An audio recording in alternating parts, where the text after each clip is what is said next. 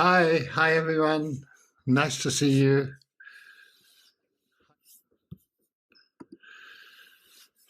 Ah, welcome. So the koan for today, I'll just speak it into the meditation while people are still coming on. Gui Shan asked Yang Shan, these guys were friends and also student and teacher.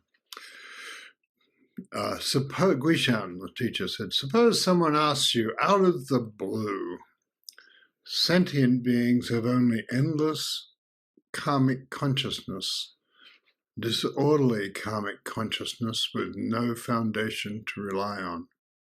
How would you work with this? Well, if a student like that came, I'd call, hey, so-and-so.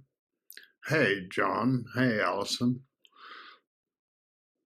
Hey, Tess. And when the student turns their head, I'd say, what is it? Then I'd wait while they think about it. Where is disorderly karmic consciousness, I wonder? I'd wait while they think about it. Then I'd say, not only is karmic consciousness disorderly and endless, but there's no foundation to rely on. And Guishan said, good. So it goes out from us, it fills the morning or the afternoon. So I was thinking for a koan to match our time. Disorderly karmic consciousness. Seemed pretty good, you know? So,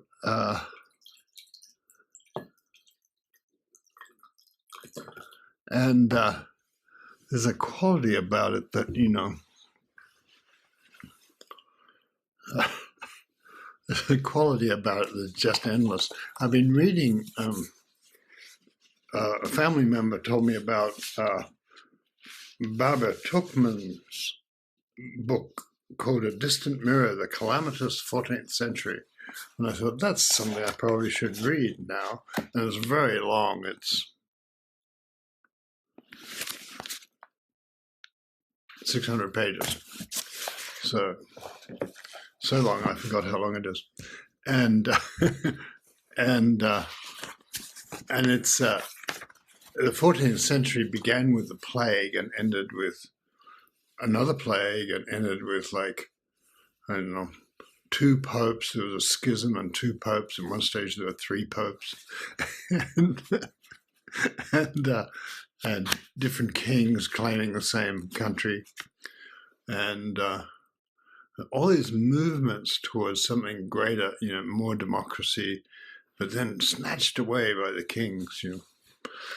And so some of the kind of wonderful craziness of the you know, one of the unifying principles for Europe was to think they were fighting in a virtuous cause, but mainly the noble class were, you know, people who had some lands and horses and things, and they loved going into battle because they just like battle, they just like fighting. And they said, it's for the whatever the cause was. Christ our Savior was the common cause, but they'd fight each other for that too. And there are these incredibly small divisions between, like, the Orthodox, I can't remember who was which, but the Orthodox and the Catholics, you know. And they had tiny divisions, but it led to these great wars. So at one stage, towards the end of this calamitous century, a whole bunch of European knights set off to free Byzantium, to free what now is called Istanbul. So you can tell they didn't free it because it's got an Islamic name. But they, in those days, it was in Christian hands. And so they set off, and there were all these, it was known territory. They went down the Danube, and it was known that there were a lot of heavily fortified places for them to attack. but they did not take siege weapons with them because they spent all their money on silks and silk banners, an incredible display. And so it was said that every knight looked like a king, and they had, and the trumpets have silk running down from them, the lances had silk pouring off them, and so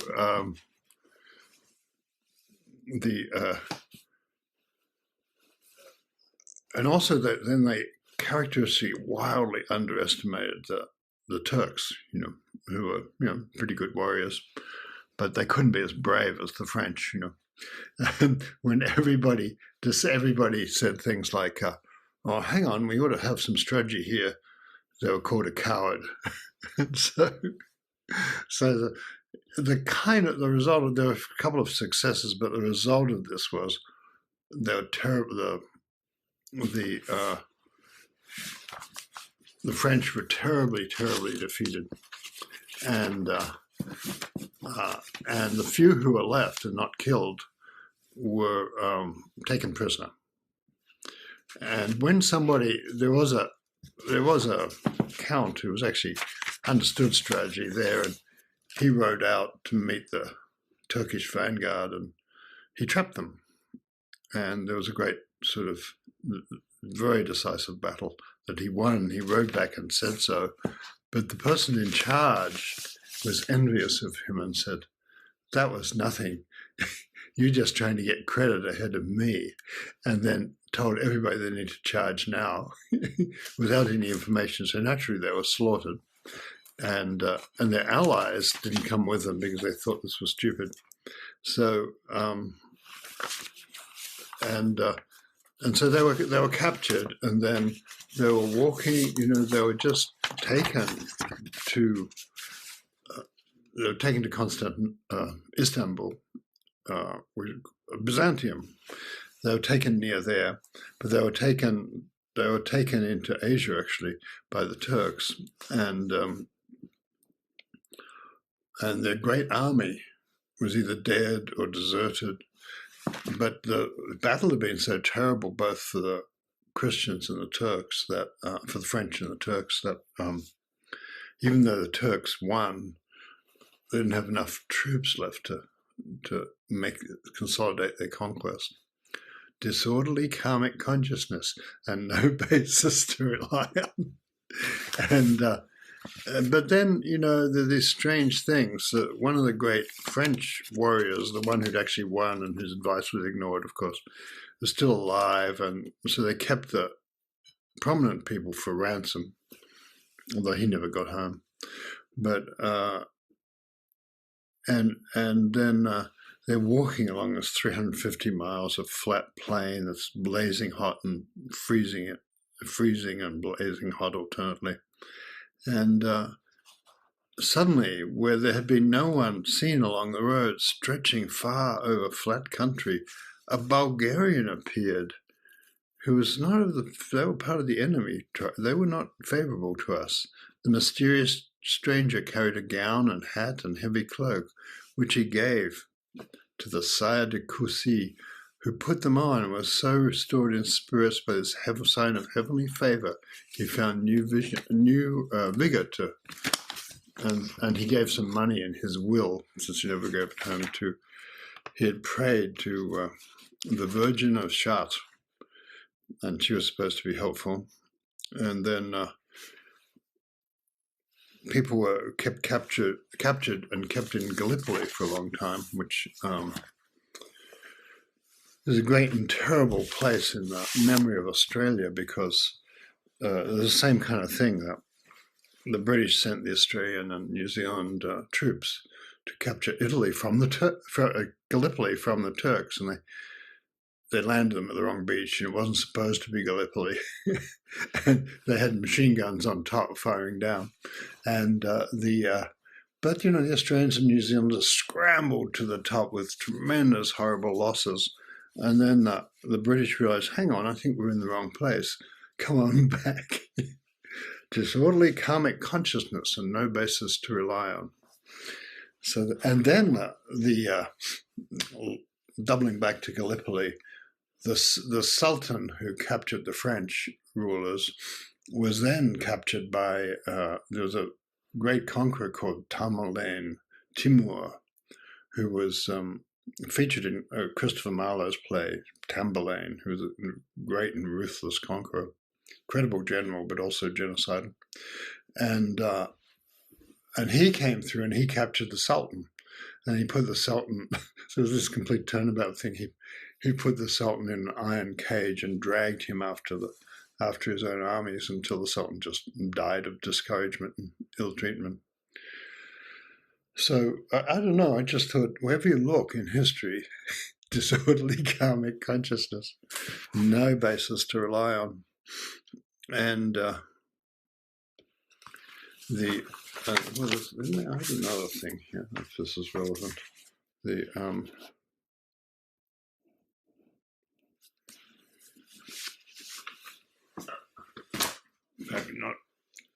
not. And so I was just reading, I have a little, there's one of those little kind of, you don't know why they exist, but little local newsletters that somebody's trying to make money out of, I think. And, cat came back, that kind of headline. and so they had this great headline about, in Concord, the police said these two men, both from San Jose, entered the Diablo Valley Federal Credit Union, Detroit Avenue in Concord, at 10 a.m. on Monday, and robbed the staff at gunpoint. The police found their vehicle as they fled, heading south on Interstate Highway 680. If you've ever tried to go south on Highway 680, it's always a parking lot. And so they're trying to get away. And the suspect's vehicles and officers encountered heavy traffic, and the suspect's vehicle became disabled. They exited their vehicle and carjacked someone at gunpoint and tried fleeing in that car, but the victim disabled his vehicle before they could get very far. And the men allegedly carjacked another victim at gunpoint and fled in their vehicle. The pursuit led to San Jose, where the carjacked vehicle collided with another vehicle and became disabled. Both men fled on foot with police pursuing. One of them carried a handgun illegally modified to be fully automatic with a high-capacity drum magazine. And so then he tried carjacking another vehicle, but one of the police shot him. And then he was transported to a hospital, and they found the other guy who ran away with the money on foot. And the guy who did all the carjacking, he was on parole for carjacking. So I don't know. It was just really funny. It was so like, I don't know. They don't seem to have. It takes a while to learn those things, And essentially, you think maybe it's just like, people like that. There was a great.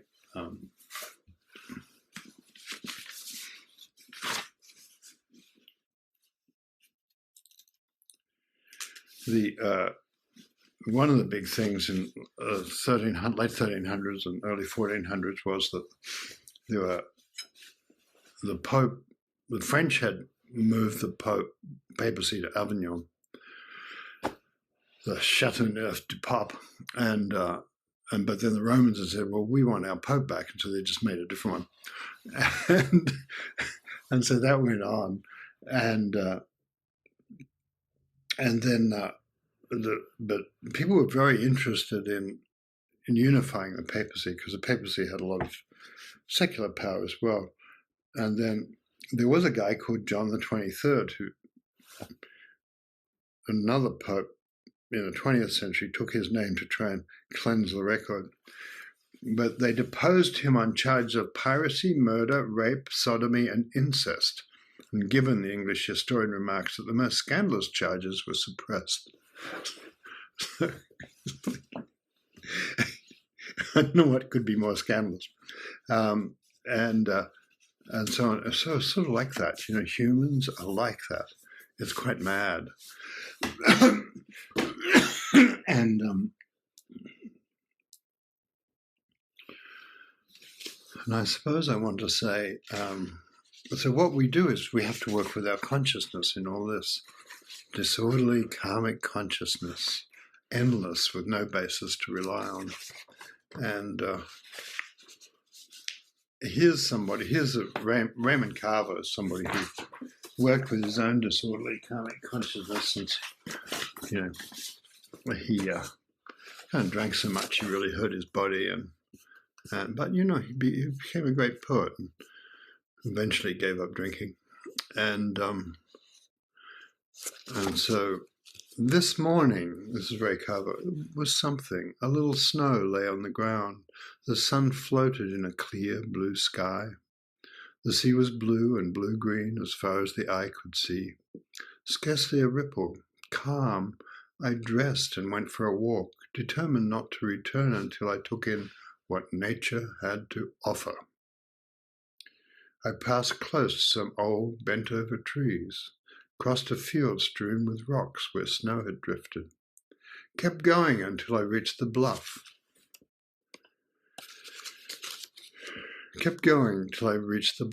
Where I gazed at the sea and the sky and the gulls wheeling over the white beach far below. All lovely, all bathed in a pure, cold light. But as usual, my thoughts began to wander. I had to will myself to see what I was seeing, and nothing else. There's our disorderly karmic consciousness again. He's actually completely present, and then suddenly his mind's wandering, and I had to will myself to see what I was seeing and nothing else. I had to tell myself this is what mattered, not the other. And I did see it for a minute or two. For a minute or two, it crowded out the usual musings on what was right and what was wrong, duty, tender memories, thoughts of death, how I should treat my former wife, all the things I hoped would go away this morning. The stuff I live with every day, what I've trampled on in order to stay alive. But for a minute or two, I did forget myself and everything else. I know I did, for when I turned back, I didn't know where I was. Until some birds rose up from the gnarled trees and flew in the direction I needed to be going. So, in a way, Carl was pointing out how meditation is the solution to disorderly karmic consciousness, but then it stops. It's like that,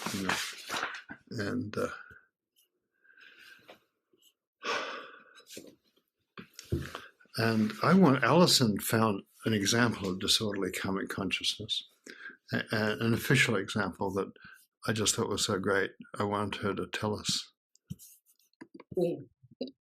Well, when you started reading the Carver poem, it was such a relief to get out of that terrible disorderly karmic consciousness, and it's a bit like that. Well, I have a favorite physicist. He's Italian, Carlo Rovelli.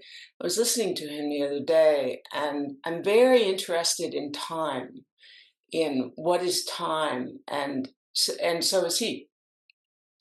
So he was describing how back in the 1970s, when the U.S. Department of Defense was working on, actually it was a sub-department, and it was called the U.S. Space Force as a kind of side group. And they were trying to develop the first GPS system. And so they were working on this secretly, and they had some engineers and some physicists who were working with them, and they developed this whole system, and they were ready to deploy it. But the physicists and the engineers told the generals that actually up in space, that time moves faster than it does down on Earth. And the generals were absolutely incredulous, and they actually didn't believe them. They thought that the physicists and the engineers were out of their minds. And so what they did was, but they kept insisting, and so they came to a compromise where they developed this system where it had a little switch, and when they deployed it, if if time really did move faster, and this was the physicists were telling them, well, you know, it's not that fast. It was something like 38 microseconds faster. Time moved up there.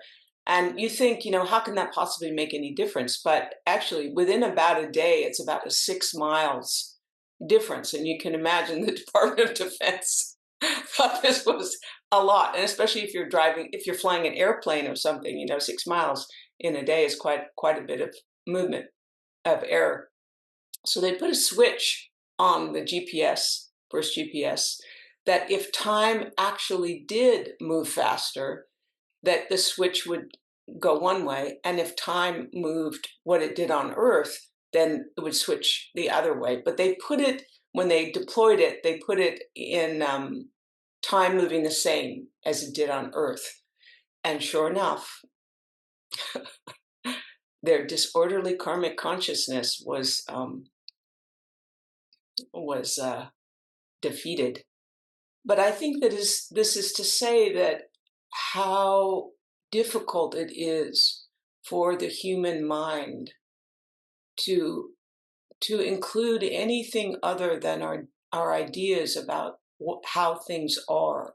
And you can see that in all the stories that John was telling, that there'll be some idea that we believe in, and then no matter what's going on in whatever we're encountering, as Carver he described in his poem, that whatever we're encountering in some way we can't bear. And so the disorderly karmic consciousness pulls us out of it until we return. And I love that last line where he says that the birds showed him the way forward. That's the story.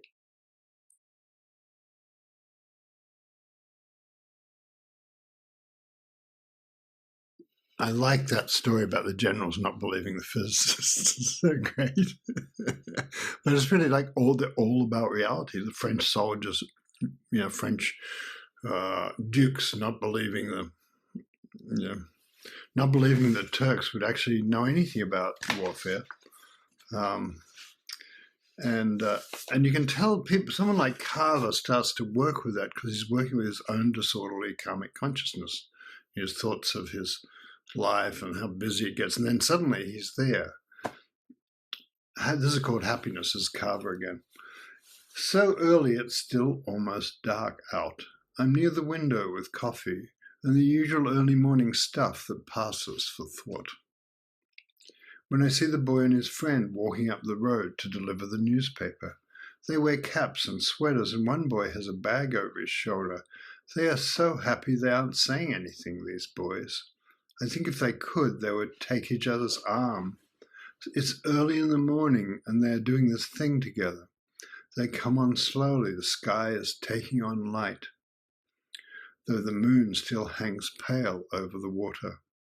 Such beauty that for a minute death and ambition, even love, doesn't enter into this.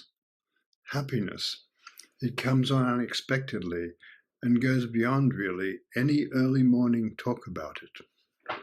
So, and you can see how, what a good poet, I don't know what a good poet does, but one thing a good poet does is they kind of track the disorderly stuff, and they track it so closely, it gradually peace and spaciousness appears. And we like Carver because he just lets it emerge out of the disorderly material. He doesn't, and there are other people who kind of inflict it on, but are so brilliantly inflicted that you let them, W.H. Auden's in that category. And this is Auden on his fear of death. Give me a doctor. When Auden was famously disorderly person, but just incredibly brilliant with language, And when he was really young, he started writing. He went to Germany when Hitler was just coming to power, and I don't know what he was doing there, but he was clearly not somebody that Hitler would approve of. but he learned German and he liked the language. And people said that he was so good as a poet when he'd just been studying German for a few months that pretty soon he would have been a great German poet. He was so bright. But he was always like incredibly rumpled and disheveled and often drunk and things like that. And this is Give Me a Doctor. Give me a doctor, partridge plump, short in the leg and broad in the rump. An endomorph with gentle hands will never make absurd demands, that I abandon all my vices, nor pull a long face in a crisis, but with a twinkle in his eye will tell me that I have to die. So that's how Auden depicts the First Noble Truth. Yeah. So there's just one more poem, if I can find it. I want to read you.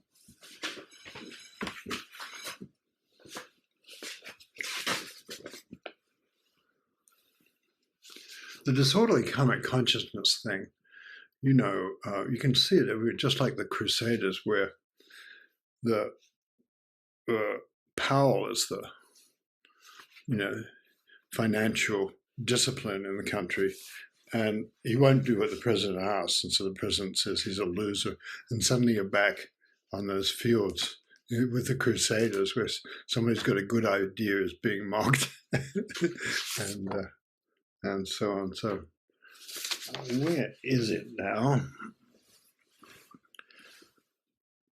Oh, here's and you can feel that one of the things Carver does, he gradually sneaks off into the eternal, what Buddhists call Buddha nature, with his happiness. It comes on unexpectedly and goes beyond, really, any early morning talk about it. And it's rather beautiful. And here's Galway Canal, who was, I think, part of that crowd, and who was a much more shapely poet, really. But in a way, he's saying something similar. He's got a mystic streak too. Daybreak. On the tidal mud just before sunset, dozens of starfishes were creeping. It was as though the mud were a sky and enormous imperfect stars moved across it slowly, as the actual stars cross heaven. All at once they stopped, and as if they simply increased their receptivity to gravity, they sank down into the mud. They faded down into it and lay still, and by the time pink of sunset broke across them, they were as invisible as the true stars at daybreak. Consciousness kind of does that. You start paying attention, and it becomes invisible because it's everything. So, time for us to have a bit of meditation, I think. It's nice to be back in the temple, I'm just saying. Telling you horror stories about carjackings and crusades. When you start looking through history, there are no other kinds of stories, really. But nonetheless, we persevere with joy and art.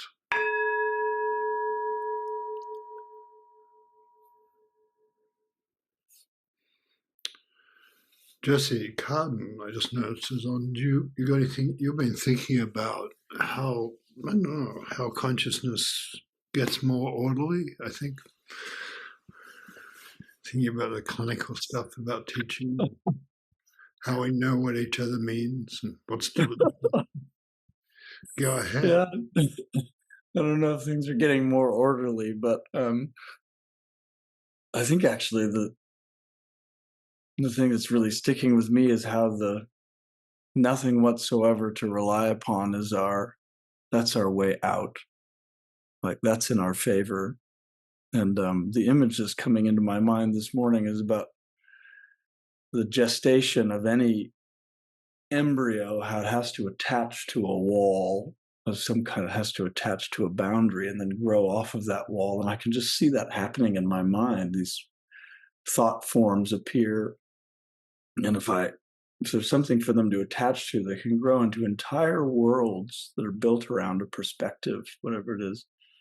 And how incredibly limiting that is. My view gets really narrow.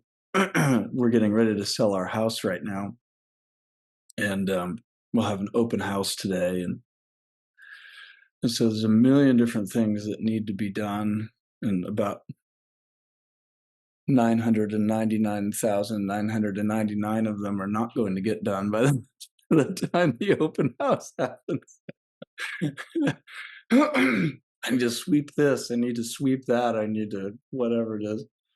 And it's so beautiful. We can just be free inside of that. It's not a thing about getting rid of the thoughts or organizing them better or making a plan. Although there's something to be said for a time and a place for those things, but how it's just the next thing just appears. Oh, put the pillow on the bed. Now take out the trash. Now do this. Now do that. And then, oh, it's 10 a.m. Time to go. And then we'll go. And then the universe will have to take care of the sale of the house. I will have done whatever my part is. And it's just like that with everything. So nothing whatsoever to rely upon. So a get out of jail free card. That's great. Yes.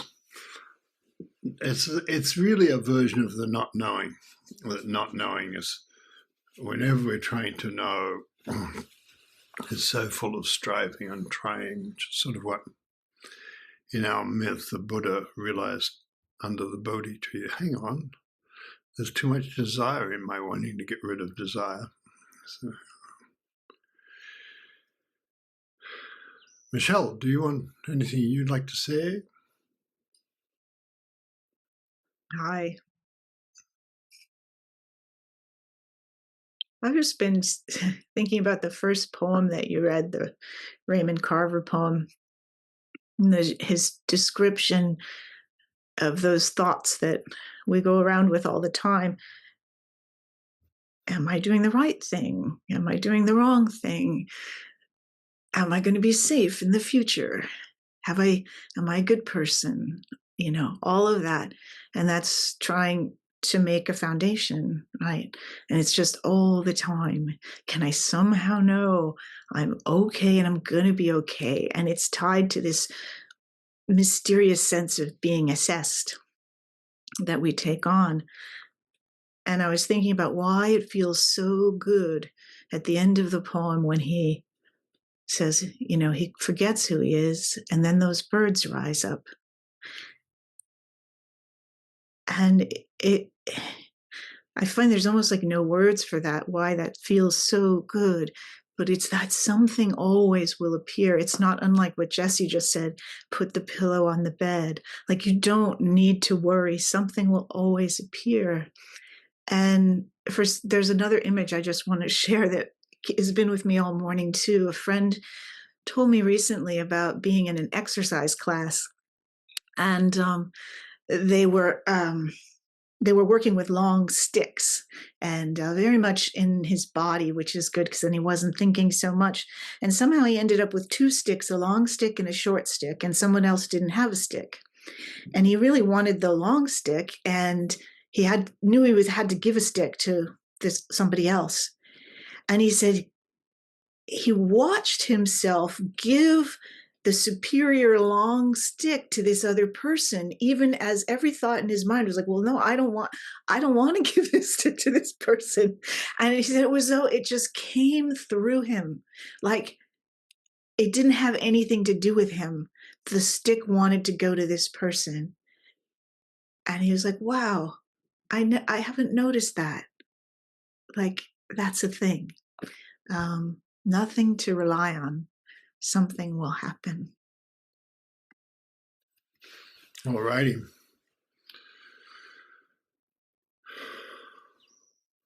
Should you do what you want or not?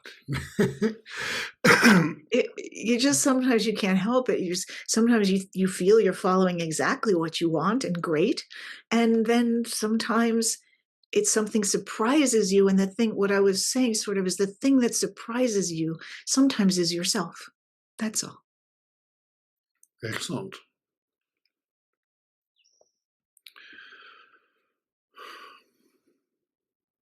Dave Weinstein, you got anything you'd like to say?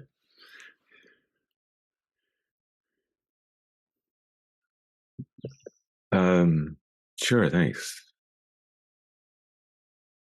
As I was sitting with the koan this morning, an experience that I had earlier this morning came to pay a visit. Sarasa's still in Japan with her mom, and when I wake up about 5 in the morning, it's 9 o'clock at night there. So I call her when I wake up to say good night, and she tells me good morning, and vice versa. In the afternoon, I call her to say good morning, and she catches up with my day. And when I called her this morning, she was upset because she uses a pocket Wi-Fi, so she has internet connection, and her pocket Wi-Fi she had just plugged in, and it was not charging. And this led to all kinds of disorderly karmic thoughts about what she's not going to be able to do and how important it is she has that available to her. And I'm saying, well, let's see. Did you make sure that the connection is clean? Did you blow into it? Did you, whatever, did you plug it into different plugs? Did you try a different charger? Did you plug it into your computer? And yes, she did all that stuff, and nothing was going to fix it. And then exactly nothing was going to fix it. Turn it off. It needs to do nothing. And it worked. She turned it off. We lost connection. Then she turned it back on, and we were connected again, and it was charging. And I was just amazed about how often it is I struggle with technology, and I know that turning it off, essentially doing nothing, is the thing to be done. But I almost always get caught in the doing of something. And so I'm hearing Gui Shan's thing about nothing to rely on, and I'm going, yeah, I'm so grateful for that nothing, and aware that I can catch myself relying on it. Thank you very much.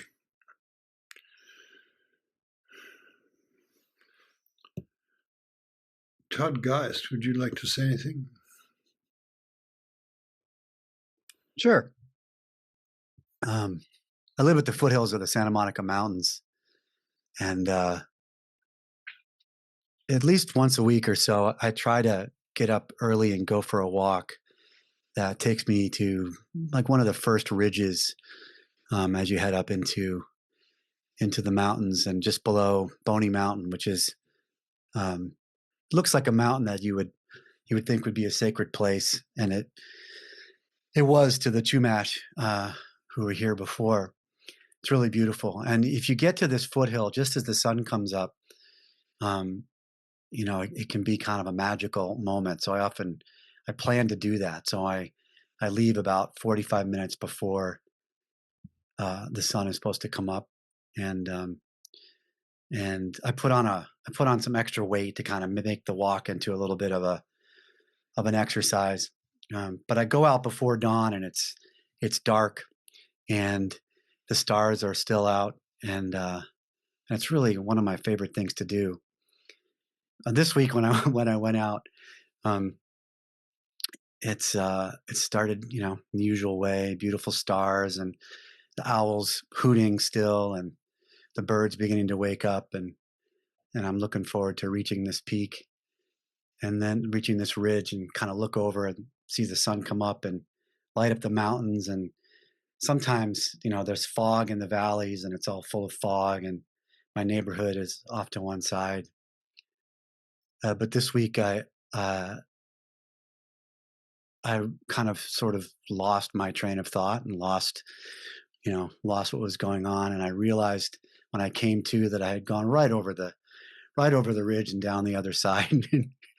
And thinking about whether we were going to lose another customer to the tariffs, and from Canada, we've already lost a few who said no more work with American companies, or whatever it was. My mind was just away. And this has happened before. And sometimes I turn around and I trudge back up the mountain to the top of the ridge, and But sometimes I just stop in the valley on the other side and just take a deep breath and look around again. So that's what happened this week. Thank you. Thank you, Todd. What is happening? This. It's always this, thus, this and thus.